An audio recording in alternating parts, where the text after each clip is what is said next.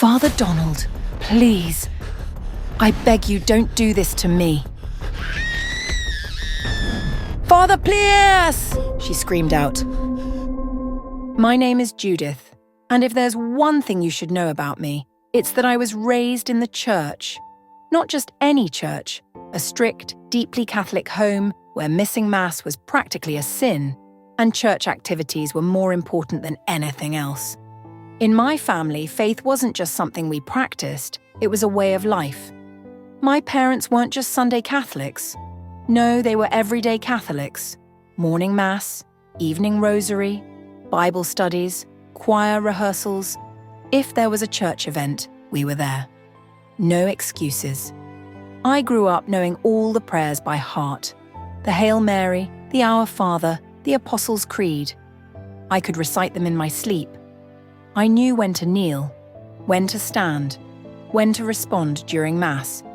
It was second nature to me, and honestly, I didn't mind.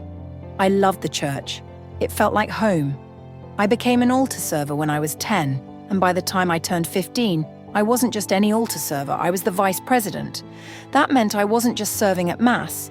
I was leading the younger ones, making sure they were prepared, helping them understand the importance of what we were doing. I took it seriously, because to me, being an altar server wasn't just about carrying the cross or ringing the bells during consecration. It was about being close to God. And I wasn't alone in that. There was Frank. Frank was my closest friend in church. We had been serving together for as long as I could remember, and everyone knew us as a pair. If you saw me, you saw Frank. If I wasn't at Mass, people would ask him where I was. If he missed a meeting, they'd ask me. That's just how it was.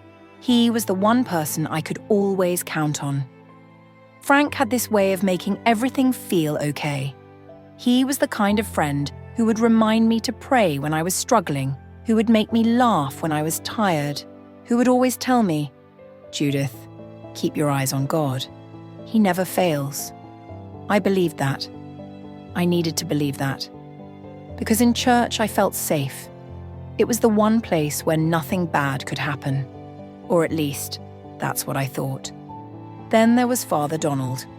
He wasn't officially a priest yet, just a seminarian, a few months away from being ordained. But everyone already treated him like one. People loved him. He was the kind of man that made you feel like he was closer to God than the rest of us. He was always praying, always reading his Bible, always speaking so gently, so calmly. If you had a problem, he was the person you went to. "Father, I need prayers for my family. Father, I'm struggling in school. Father, I want to be a better Christian." And he would always smile and say, "Let's pray together." It was hard not to admire him. Even I did. I mean, why wouldn't I? A man who loved God that much, who was so kind, so patient, so holy. Of course I respected him. Of course I trusted him. We all did. And that's what made everything so much worse. I still remember the day he asked me, "Judith, can you help me clean my room?" It sounded so normal. Of course I didn't think twice about it. Why would I? He was a priest, or at least about to be one. And me? I was an altar server. Helping out was what I did. So I smiled and said, "Yes, Father." That was my first mistake. I walked into his room and everything seemed fine at first. The place was neat. Too neat, actually. It didn't even look like it needed cleaning. But I didn't question it. I just grabbed a cloth and started wiping down the table. And that's when I felt it. A hand. On my waist. I froze. For a second I thought, no, I must be imagining it. Maybe he was just reaching for something. Maybe it was an accident. But then his fingers pressed into my side, slow and deliberate. I felt my breath catch in my throat. "Father," I said, my voice barely above a whisper. He didn't answer immediately. Instead, he let his hand linger for just a second longer before pulling away like nothing had happened. I turned to look at him, my heart pounding. He was smiling. "You're such a good girl, Judith. Always so helpful." I wanted to believe I had imagined it, I wanted to believe that it was nothing, so I forced a small, nervous laugh and stepped away. "Thank you, Father." Then I left. I didn't run. I didn't say anything. I just left. But my body was shaking, and I didn't know why. I avoided him after that. It wasn't obvious. I still saw him in church, still greeted him, still acted normal. But I made sure never to be alone with him. Not if I could help it. But then, a few weeks later, it happened again. I don't even remember how I ended up alone with him that time. Maybe I had let my guard down. Maybe I had convinced myself that I was overreacting. But there I was. And there he was. "Judith," he said softly, standing too close to me. I tried to step back, but he caught my wrist gently, almost like he was being careful. "Do you know how beautiful you are?" I felt something cold crawl up my spine. "Father, I should go," I mumbled, trying to pull away, but he didn't let go. Instead, he raised his other hand and touched my face. I froze. "You don't have to be afraid," he whispered. I wasn't just afraid. I was terrified. And then he leaned in. I felt his breath on my skin, the weight of what was happening crashing down on me all at once. "No!" I yanked my hand away and stumbled back. His eyes darkened for just a second, then the smile returned. "You're still young," he murmured. "But don't worry. Just 3 years from now, you'll be old enough without fear." I stared at him. I heard what he said. I understood the words, but I didn't want to believe them. I didn't want to believe what he was telling me. So I shook my head, turned, and left. Again. This time my legs felt like lead. This time my hands were shaking even harder.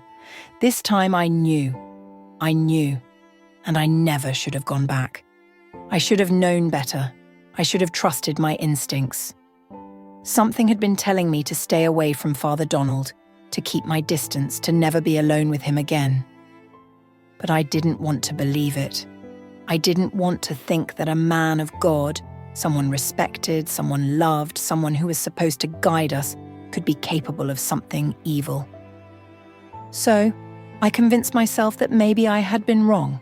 Maybe that touch, that attempted kiss, it wasn't what I thought. Maybe he had just made a mistake. Maybe he wasn't truly dangerous, but deep down, I knew. I knew. That's why I took my friend with me that day. I didn't want to go alone. I didn't tell her why, of course. How could I? I just casually asked if she wanted to come with me to church, and she said yes. Just like that. No questions, no hesitation. I felt safer knowing she'd be there. When we arrived, everything felt normal at first. The usual sounds of people moving around, the quiet hum of prayers in the background. I even started to relax a little. Then he saw me. "Judith," Father Donald said, smiling in that same way that made my skin crawl. "You finally came." I forced a smile. "Yes, Father." His eyes flicked to my friend. "And who is this?" She introduced herself cheerfully, completely unaware of the tension tightening my chest. "Ah, welcome," he said warmly. Then he looked at me. "You both must be thirsty. Let me get you something to drink." I didn't like the way he said it. Something about it made my stomach twist. "Oh, we're fine, Father," I said quickly, but my friend, completely unaware of my unease, laughed. "Actually, I'd love a drink." I hesitated. Before I could say anything, he disappeared into the next room. A moment later, he returned with 2 bottles of soft drinks. One was cold, the other wasn't. He handed me the cold one. I didn't even think, I didn't even realize. "Do you mind if we switch? I really prefer the cold one," my friend asked casually. "Of course," I said, handing it to her, just like that. I had no idea I had just saved myself. At first, nothing seemed strange. We sat, sipped our drinks, chatted about random things, but then... "I feel weird," my friend murmured, blinking slowly. I turned to her, concerned. "What do you mean?" She swayed a little. "I don't know, just tired." And then, right in front of me, she closed her eyes and slumped over. My heart stopped. "Hey, wake up," I said, shaking her gently. Nothing. Panic rushed through me. "Father, something is wrong," I said, turning to him. He was watching us carefully, too carefully. Then, as if nothing was strange, he said, She must just be tired. Don't worry. I swallowed hard. Are you sure? Of course, he said smoothly. Then he looked at me. Actually, Judith, can you do me a favor? I need something from the market. Could you go get it for me? I frowned. But my friend, she'll be fine, he interrupted too quickly. Just let her rest, it's nothing serious. Something was wrong. I felt it. But I had no reason to say no. I didn't want to seem rude.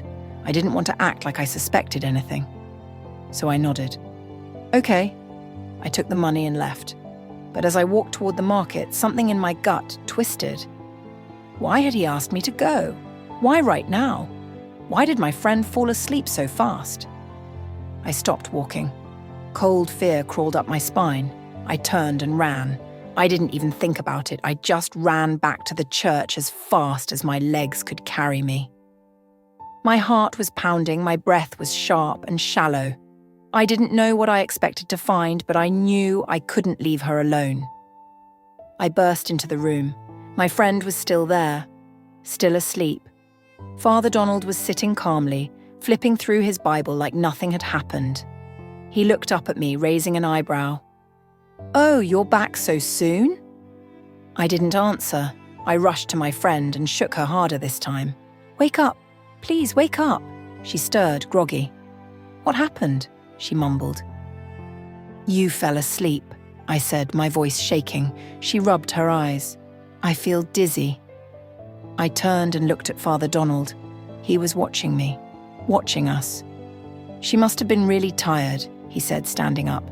It happens. I felt sick. Something had happened.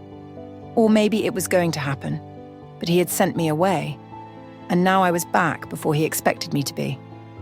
I grabbed my friend's hand. We need to go.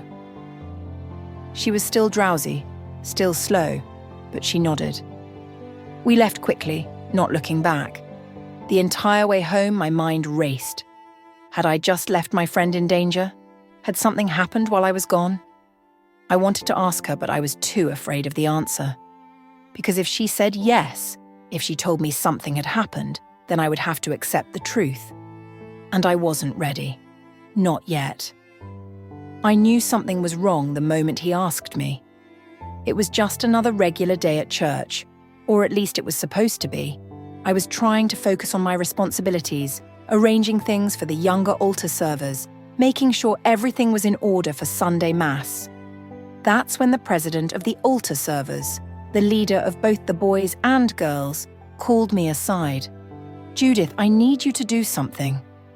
I looked up at him, already feeling a sense of unease creeping into my chest. What is it? I asked. Father Donald needs his room cleaned. I want you to go. Immediately my stomach tightened. His room? Again? I had been avoiding that place ever since the last time. Ever since the weird comments, the inappropriate touches, the way he looked at me in a way that made my skin crawl. I had been ignoring his calls, dodging him after Mass, making sure I was never alone near him. And now, here I was, being sent back into his space. I wanted to say no. I should have said no. But how could I? The altar server's president was older than me, respected by everyone, and if I refused, I knew it would raise questions. Besides, he was coming with me, right? I wouldn't be alone. That made it safer. At least, that's what I told myself. So I nodded. Okay. I followed him down the corridor, my heart thudding with every step. I kept telling myself that I was just overthinking, that maybe Father Donald had changed, that maybe I had misunderstood him all along. After all, he was a man of God. He couldn't do anything truly bad. Right? When we reached his door, the president knocked once, then pushed it open. Father Donald was inside, sitting at his desk, flipping through his Bible. He looked up when we entered, his face calm, unreadable. Good afternoon, Father, the president greeted. Afternoon, Father Donald responded, his eyes flickering toward me. I lowered my gaze, focusing on the floor. I didn't want to be here. I just wanted to get this over with. The president turned to me. Go ahead and clean up. I'll be back soon. Wait, What? I snapped my head up, my stomach twisting. You're leaving, I blurted before I could stop myself. Yes, he said casually. I need to check something at the parish office. I won't take long. But he did take long, because he never came back. The door clicked shut behind him and suddenly I was alone. With him. With Father Donald. I swallowed hard, gripping the broom so tightly my fingers ached. Maybe it was fine. Maybe nothing would happen. Maybe.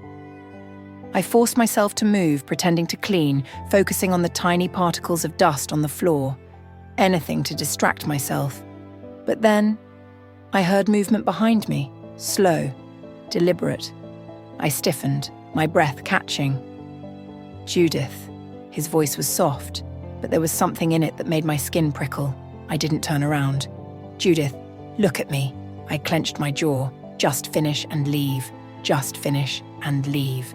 Then, I heard it. The door. Click. I turned around just in time to see him locking it. My heart plummeted. Father, what are you doing? My voice was shaking barely above a whisper. He didn't answer. Instead, he started walking toward me. Slow, steady, like a predator that already knew its prey couldn't escape. Please, I said, my voice cracking. Don't.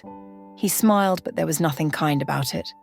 Why are you acting like this? He asked. You're a beautiful girl, Judith. Don't be afraid. I took a step back, then another, but the room wasn't big enough. There was nowhere to go. Please, I repeated, my back hitting the wall. I don't want to do this. His eyes darkened. It's okay, he whispered. Just relax.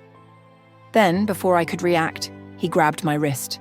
I gasped, trying to pull away, but his grip was iron. Let me go. I twisted, fought, but he was stronger, much stronger.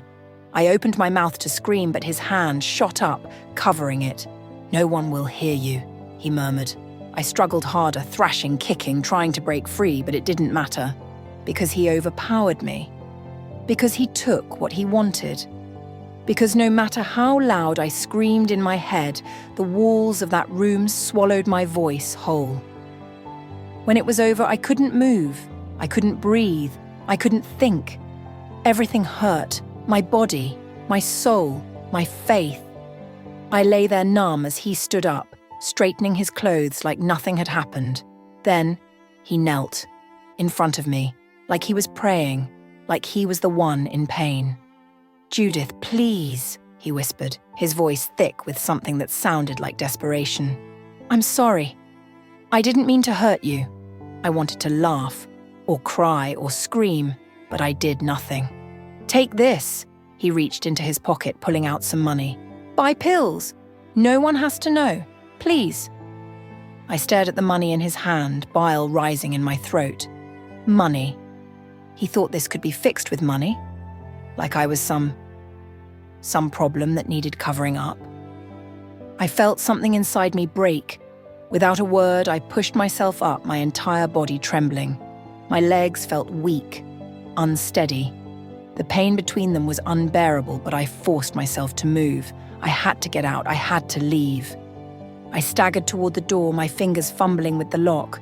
Somehow I managed to open it. Somehow I forced myself to step outside. The world outside was the same. The sun was still shining. People were still laughing. The church was still standing, untouched. But I was not the same. I was ruined. I stumbled home in silence, my heart pounding, my throat tight.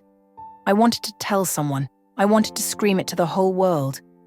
But who would believe me? Who would believe that man of God, the one everyone adored, the one who prayed more than anyone else, the one who was about to become a priest, would do something like this? No one. Absolutely no one. 5, I wanted to pretend it never happened. I wanted to wake up and convince myself it was just a nightmare. But nightmares don't leave you feeling hollow. They don't make you flinch at every touch. They don't make you afraid of your own shadow. For days I walked around in a fog, moving but not really living. I woke up, dressed up, went to church, attended mass, smiled when I was supposed to, nodded when people spoke to me, but inside, I was dying. I couldn't eat. I couldn't sleep. Every time I closed my eyes, I saw him, felt him, heard him. And every time my phone rang, my chest squeezed so tight I could barely breathe. It was always him. Father Donald, calling, texting, begging. Judith, please talk to me. We need to sort this out. I'm sorry, I never meant to hurt you. I deleted every message, ignored every call, but he never stopped. I started avoiding places where I might run into him. I changed my usual routes, left church as soon as Mass ended, never stayed back for altar meetings. People noticed. Judith, what's wrong? You've been so quiet lately. Are you sick? I forced a smile every time, nodding, lying, saying I was just tired. Tired? God, if only they knew. But how could I tell them? Who would believe me? Who would believe that Father Donald, the same priest everyone respected, the man everyone looked up to, the man people whispered was too holy for this world, had destroyed me? No one. Absolutely no one. So I kept quiet, and I suffered alone. At first, I didn't think much of it. The tiredness, the dizziness, the way my stomach felt heavy in the mornings. It was stress, I told myself. Too much thinking, too much worrying. That's all it was. Then my appetite changed. Food that I used to love suddenly made me want to throw up. The smell of fried eggs? Disgusting. My mother's spicy jollof rice? Couldn't even stand it. I ignored it. Until my period didn't come. That's when the panic started. It wasn't late. Not yet. Just a day or two. It would come. It had to come. Except it didn't. 1 day turned into 3. 3 turned into a week. A week turned into 2. I still told myself it was fine. My cycle wasn't always regular. Maybe stress had delayed it. Maybe if I just relaxed, it would come.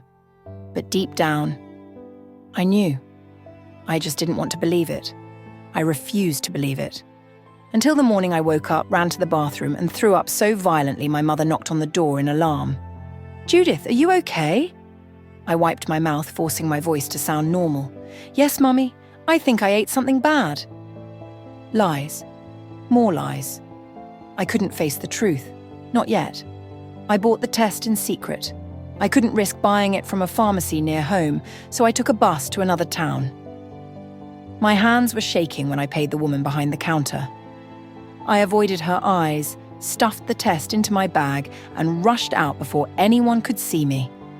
The whole way home, my heart pounded. I told myself it would be negative, that I was panicking for no reason.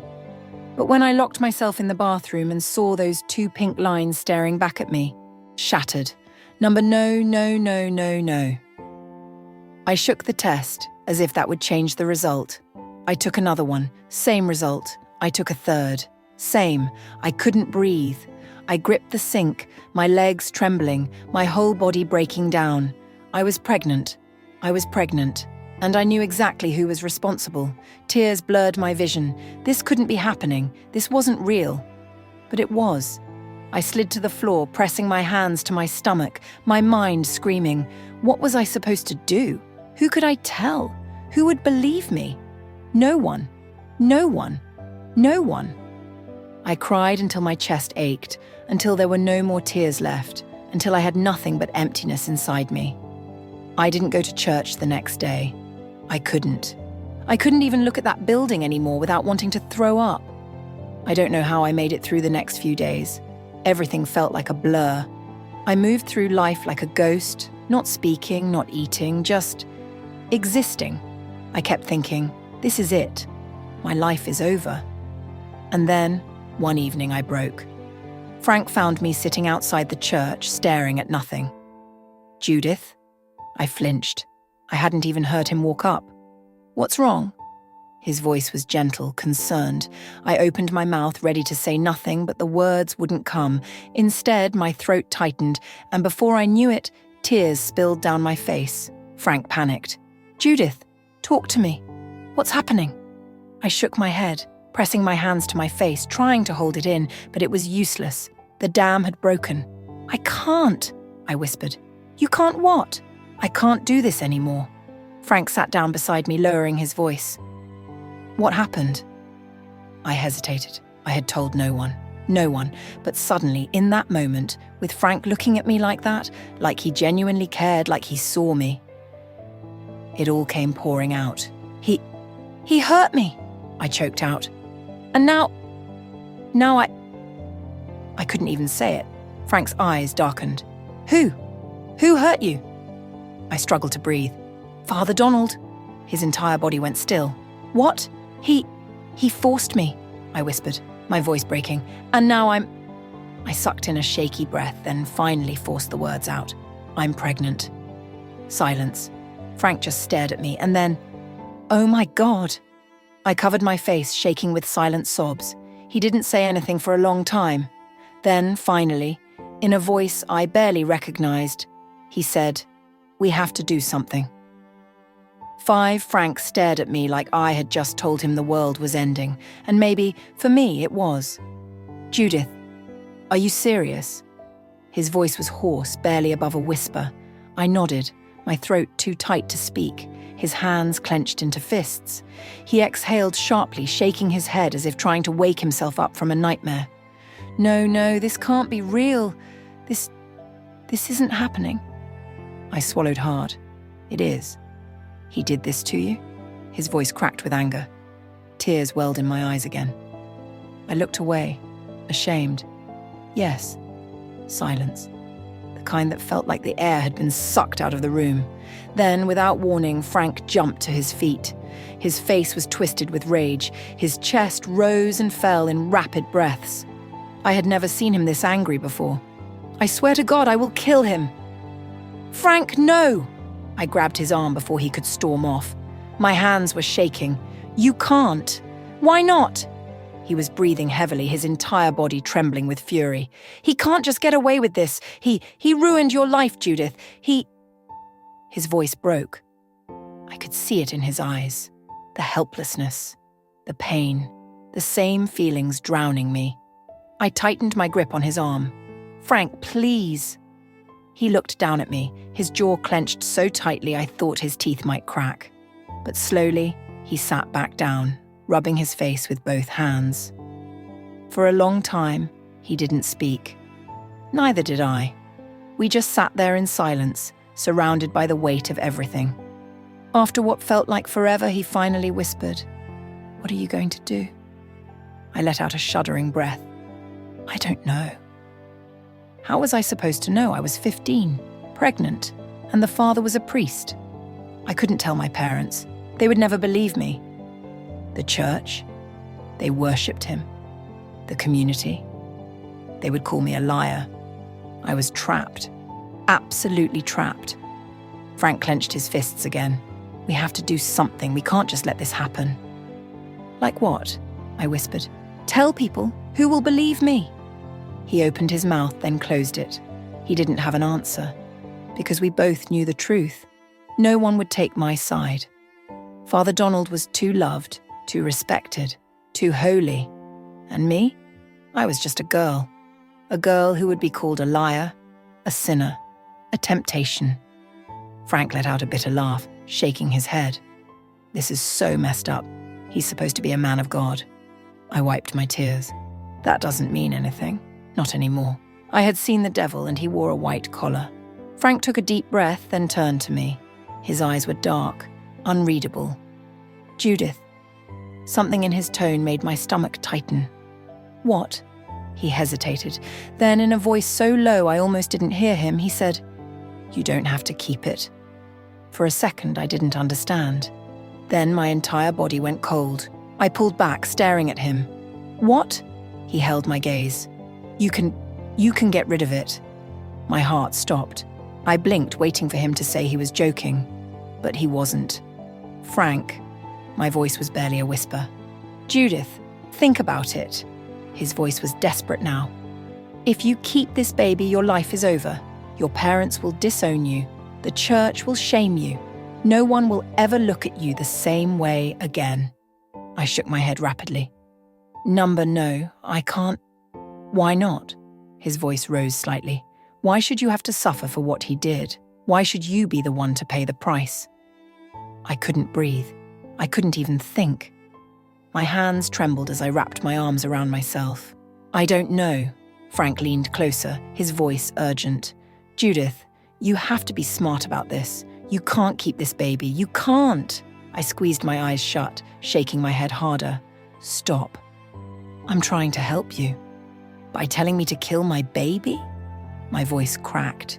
He flinched. For the first time, I saw doubt flicker in his eyes. I took a deep breath, my chest tight. I can't, Frank. I can't. Then what are you going to do? His voice was almost pleading now. Raise it?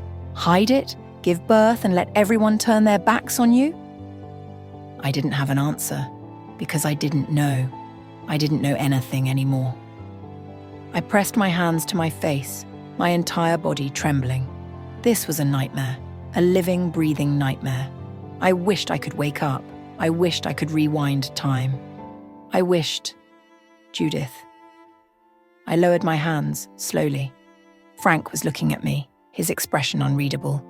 If you keep it, he wins. My stomach twisted. He swallowed hard. If you keep this baby, he gets away with everything. He'll still be a priest, still be respected, still be loved. And you? You'll be the girl who ruined her life, the girl no one believes, the girl they whisper about in church. Tears burned my eyes. Frank, please stop. I'm just telling you the truth. I wanted to scream, I wanted to disappear, I wanted to stop existing. Frank exhaled, running a hand through his hair. He looked broken. I don't want to see you suffer, Judith, I really don't. Then don't make me do this. My voice was raw. He sighed heavily, rubbing his face. Then, in a quiet voice, he said, just think about it. I looked away, my heart pounding. I didn't want to think about it. I didn't even want to breathe. But deep down, I knew.